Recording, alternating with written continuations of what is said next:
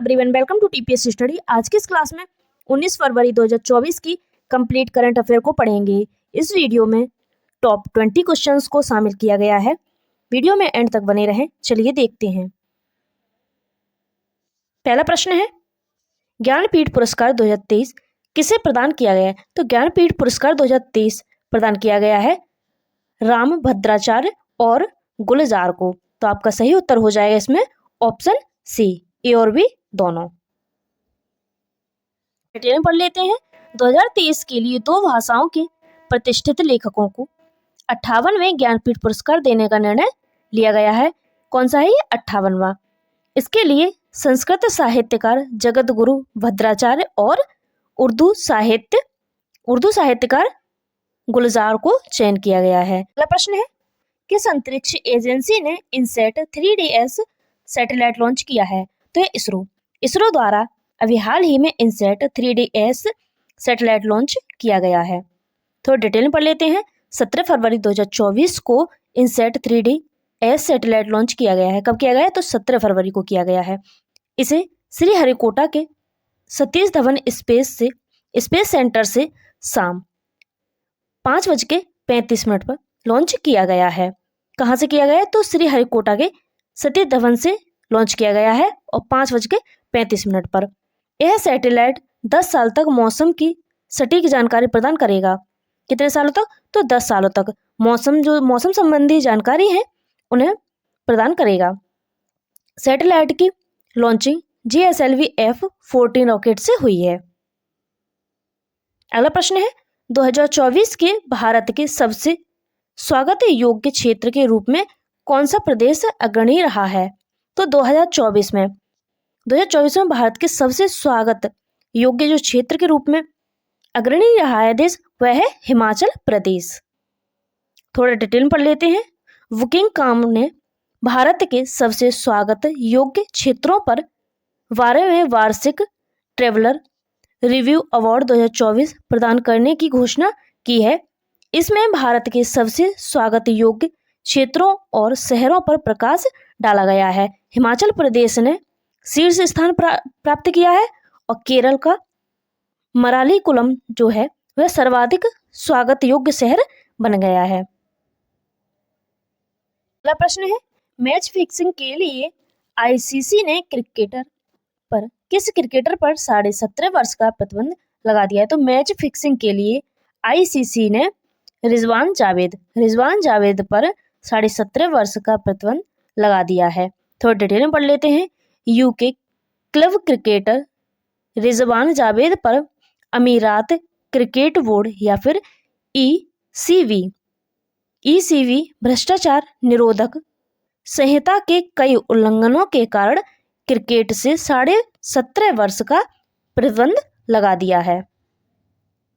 अगला प्रश्न है, किस देश के प्रतिनिधि सभा ने क्वाड बिल पारित किया है? तो क्वाड बिल पारित किया है अमेरिका देश की प्रतिनिधि सभा ने क्वाड बिल पारित कर दिया है। थोड़ा डिटेल में पढ़ लेते हैं। इसका उद्देश्य क्या है? इसका उद्देश्य है अमेरिका, ऑस्ट्रेलिया, भारत और जापान के बीच सहयोग को बढ़ाना। क्वाड में कौन कौन से देश शामिल है? तो क्वाड में शामिल हैं भारत, जापान, ऑस्ट्रेलिया और USA। क्वाड का विचार पहली बार 2007 में जापान के प्रधानमंत्री शिंजो आबे ने रखा था। कब रखा गया? तो ये 2017 में। इसका उद्देश्य क्या है? तो क्वाड का उद्देश्य है मुक्त, स्पष्ट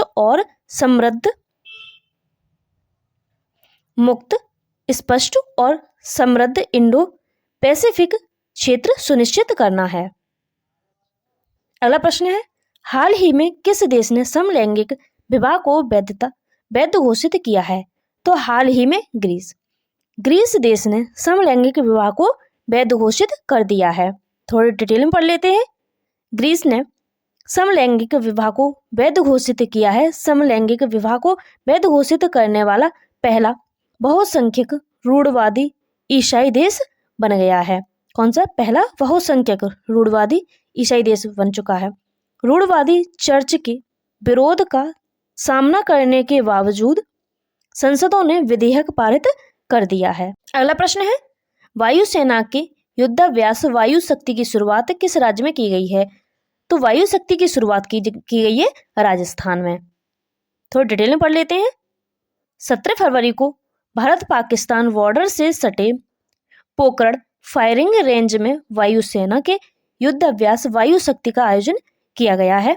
इसमें राफेल, सुखोई समेत 121 लड़ाकू एयरक्राफ्ट शामिल रहे हैं। अगला प्रश्न है, सिक्किम एस्पायर कार्यक्रम सिक्किम में शुरू किया गया है। इसे किस बैंक के द्वारा सहायता प्राप्त है? अभी हाल ही में सिक्किम एस्पायर कार्यक्रम शुरू किया गया है। ये सिक्किम एस्पायर कार्यक्रम है, यह किस बैंक के द्वारा सहायता प्राप्त हुई है? तो इसे विश्व बैंक द्वारा सहायता प्राप्त हुई है। थोड़ा डिटेल में पढ़ लेते हैं। सिक्किम के मुख्यमंत्री प्रेम सिंह तमांग ने हाल ही में सिक्किम एस्पायर लॉन्च किया है। इस परियोजना के लिए विश्व बैंक द्वारा 100 मिलियन आवंटित किए गए हैं। राज्य सरकार और विश्व बैंक के बीच एक सहयोगात्मक प्रयास है। इस पहल का मुख्य उद्देश्य राज्य में आर्थिक विकास और समावेशन को बढ़ावा देना है। इसका उद्देश्य क्या है? तो इसका उद्देश्य है राज्य में आर्थिक विकास और समावेशन को बढ़ावा देना है। अगला प्रश्न है, वन मित्र योजना किस राज्य में शुरू की गई है? तो वन मित्र योजना शुरू की गई है हरियाणा में। थोड़ा डिटेल में पढ़ लेते हैं। हरियाणा के मुख्यमंत्री मनोहर लाल खट्टर ने वन मित्र योजना और उससे जुड़े पोर्टल का उद्घाटन किया है। इस योजना का प्रमुख उद्देश्य है पर्यावरण संरक्षण करना। 18 से 60 वर्ष की आयु के योग्य व्यक्ति राज्य के वनीकरण प्रयासों में योगदान देने के मिशन पर शुरू करते हुए वन मित्र बनने के लिए पंजीकरण करा सकते हैं। अगला प्रश्न है, किस राज्य में जातिगत सर्वेक्षण का प्रस्ताव पारित किया गया है? तो जातिगत सर्वेक्षण का प्रस्ताव हाल ही में तेलंगाना राज्य में पारित किया गया है। तो डिटेल में पढ़ लेते हैं। तेलंगाना विधानसभा ने राज्य में घर घर जाकर जातिगत सर्वेक्षण करने को लेकर प्रस्ताव पारित किया है। इसका उद्देश्य ओबीसी, एससी, एसटी और अन्य कमजोर वर्गों के विकास के लिए विभिन्न योजनाएं तैयार करके लागू करना है।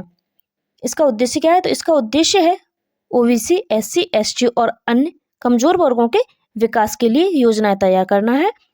इससे पहले अक्टूबर 2023 में बिहार सरकार ने जाति गणना के आंकड़े जारी किए। तो इससे पहले सबसे पहले किसने किए थे? तो बिहार सरकार ने जातीय जनगणना के आंकड़े जारी किए। वह ऐसा करने वाला देश का पहला राज्य बन गया था। जातिगत जनगणना करने वाला दूसरा राज्य आंध्र प्रदेश है। अगला प्रश्न है, नौसेना अभ्यास मिलन 2024 का आयोजन कहाँ किया जाएगा? तो नौसेना अभ्यास मिलन जो है उसका आयोजन किया जाएगा विशाखापट्टनम में। नौसेना अभ्यास मिलन 2024 19 फरवरी से 27 फरवरी तक आंध्र प्रदेश के विशाखापट्टनम में किया जाएगा। अगला प्रश्न है, सामाजिक विकास आयोग के 62वें सत्र की अध्यक्षता किस देश ने की? तो सामाजिक विकास आयोग के 62वें सत्र की अध्यक्षता की है भारत ने। सामाजिक विकास आयोग के 62वें सत्र की अध्यक्षता भारत ने की है। अगला प्रश्न है, चेट्टी कुलंगरा भरणी उत्सव किस राज्य का प्रमुख उत्सव है? तो चेट्टी कुलंगरा भरणी जो उत्सव है वह केरल राज्य का प्रमुख उत्सव है। केरल राज्य में चेट्टी कुलंगरा भरणी उत्सव का आयोजन किया जा रहा है। अगला प्रश्न है, इकोनॉमिस्ट इंटेलिजेंस यूनिट द्वारा जारी किए गए डेमोक्रेसी इंडेक्स 2023 में भारत की रैंक क्या है? तो डेमोक्रेसी इंडेक्स 2023 में भारत की रैंक है 41। अगला प्रश्न है, राजस्थान के कलौरी में किस खनिज के भंडार प्राप्त हुए हैं? तो राजस्थान के जो कलौरी जिला है इसमें लोहा के भंडार प्राप्त हुए हैं। राजस्थान के खनिज विभाग को राजस्थान के कलौरी में लौह अयस्क के भंडार प्राप्त हुए हैं। अगला प्रश्न है, महाकाव्य महाभारत पर आधारित ज्योतिषर अनुभव केंद्र कहाँ स्थापित किया गया है? तो ज्योतिषर अनुभव केंद्र स्थापित किया गया है हरियाणा में। थोड़ा डिटेल में पढ़ लेते हैं। प्रधानमंत्री नरेंद्र मोदी ने हरियाणा के रेवाड़ी में महाकाव्य महाभारत पर आधारित ज्योतिषर अनुभव केंद्र का उद्घाटन किया है। अगला प्रश्न है, हाल ही में जारी आंकड़ों के अनुसार दुनिया की तीसरी बड़ी अर्थव्यवस्था कौन सी है? तो हाल ही में जारी आंकड़ों के अनुसार दुनिया की तीसरी सबसे बड़ी अर्थव्यवस्था है जापान की। अगला प्रश्न है, राज्य की जनजाति हिजला मेला महोत्सव किस राज्य में आयोजित किया जा रहा है? तो राज्य की जनजाति हिजला मेला जो है वह झारखंड राज्य में आयोजित किया जा रहा है। झारखंड जिले के संताल परगना में प्रसिद्ध राज्य की जनजाति हिजला मेला महोत्सव शुरू हुआ है। अगला प्रश्न है, किस संस्था द्वारा छात्रों के लिए युवा वैज्ञानिक कार्यक्रम युविका 2024 का आयोजन किया जाएगा? तो यह भारतीय अंतरिक्ष अनुसंधान संगठन या फिर इसरो द्वारा छात्रों के लिए युवा वैज्ञानिक कार्यक्रम युविका 2023 का आयोजन किया जाएगा। आज की करंट अफेयर का अंतिम प्रश्न है, एशियन इंडोर एथलेटिक्स चैंपियनशिप 2024 में ज्योति याराजी ने किस खेल में स्वर्ण पदक जीता है? तो यह दौड़ में स्वर्ण पदक जीता है। वीडियो अच्छी लगी हो तो लाइक करें, चैनल को सब्सक्राइब करें। Thank you for watching.